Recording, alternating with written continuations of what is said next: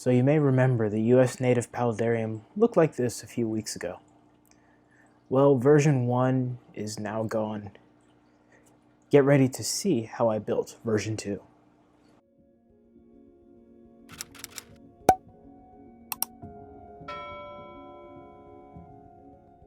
So for version 2 of the US native Paludarium, I'm going with a 29-gallon aquarium, which should give me a little bit more room to work with and give a little more water volume for the fish too. Instead of going with a solid background, I decided to go with a frosted background for this tank, just to try something new. I liked how it turned out, so I decided to keep the frosted background on there and move on with the rest of the build. For water movement, I'm reusing the same pump that was running in the first version of this Paludarium. But this time I decided to enclose it in its own separate compartment away from everything else. And for that I used some thin acrylic sheets that I purchased at the hardware store. Instead of having a separate land and water section like I did in my last version of this Paludarium, I decided this time to go with more of a false bottom setup for the land portion of the tank. And in order to make that, I used some coarse filter sponge. I measured out the portion that would fit around the pump compartment towards the back of the tank and cut that out of about 3 pieces of foam.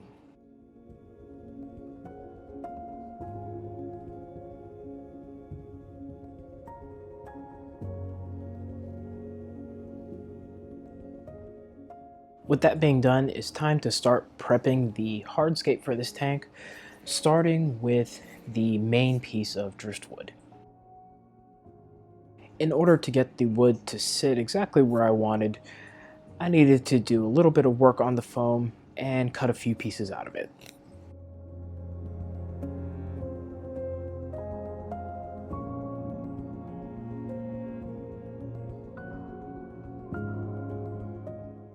I repeated those steps a couple more times in order to hit the desired height for the land section, and also cut up some more foam to fill in the rest of the base.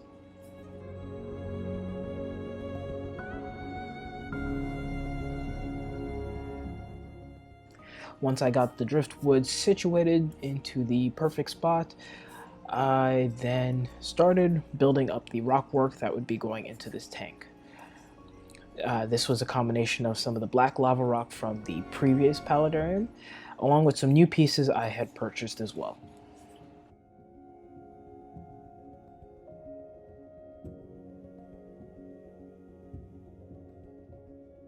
Just like with any scaping project, I had to try out a few combinations before I found one that really worked and flowed well with what I was trying to accomplish.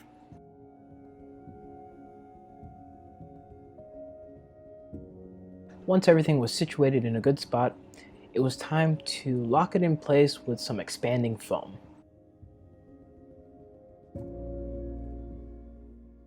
For my Paludarium projects, I like to use the Great Stuff pond foam.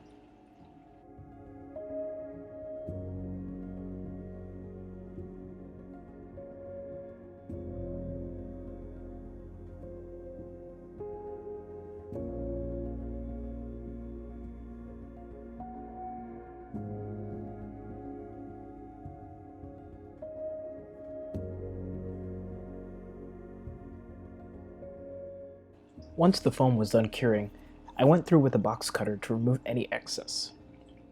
Since most spots would be covered by substrate, I wasn't worried about having a straight edge. In areas that would be visible, I took a bit more care to blend the foam with the texture of the surrounding rock.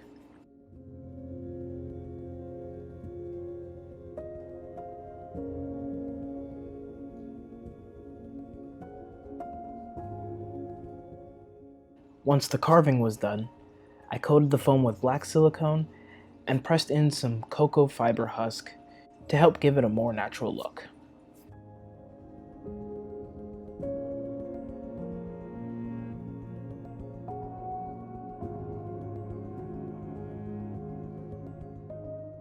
After letting the silicone cure overnight, I lay some landscaping fabric over the false bottom foam in order to keep substrate from falling into it. This will help keep debris out of the foam so that it can also serve as biological filtration for the system as the pump pulls water through it. Now it's time to get the tank on its stand. Since the length of the tank is the same as the previous one, there wasn't really a need to rearrange things much. But I guess I can't quite call this my nano corner anymore.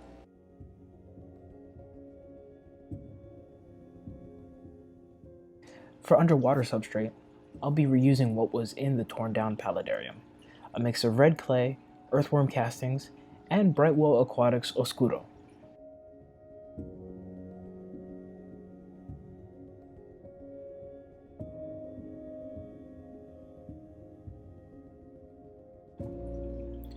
Since this tank will require a bit more substrate though, I'm adding in some more Brightwell substrate to cap off the old.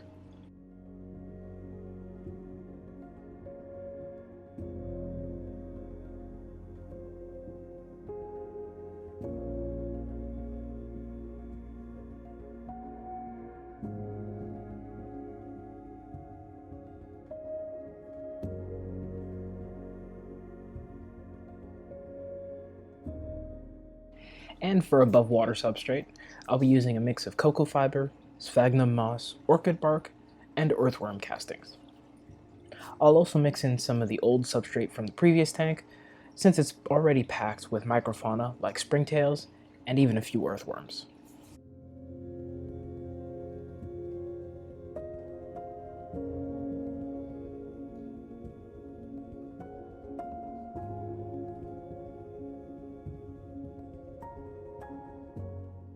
With all the substrate in and sprayed down, it was finally time to start adding some of the plants.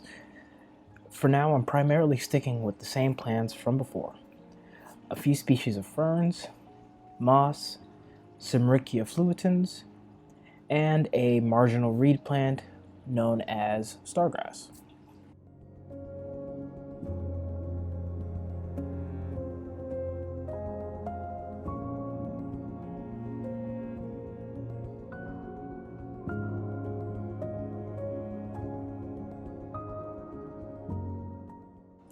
And of course, a setup like this would be incomplete without some botanicals, also known as leaves and seed pods.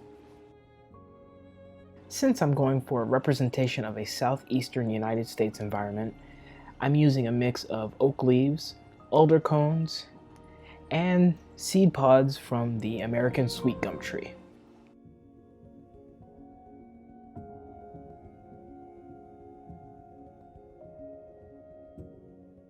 The final piece of this build is to add the underwater plants.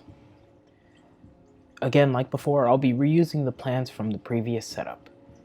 Bacopa carolinea, dwarf sagittaria, a Ludwigia species, and some baby tears, along with some mosses.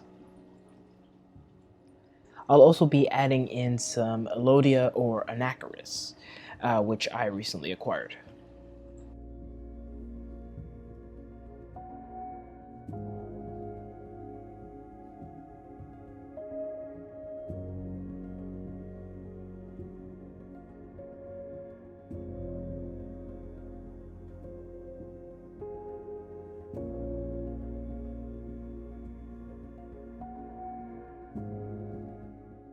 And here we have the finished tank a few days later after a small bacterial bloom.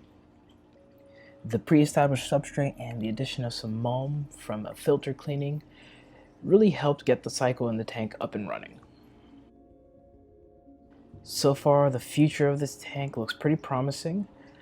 We'll check back in with it in a few weeks, which by then the fish should be back in and loving life. But that's going to be it for now though. As always, thanks for watching, and I'll see you in the next Friday video.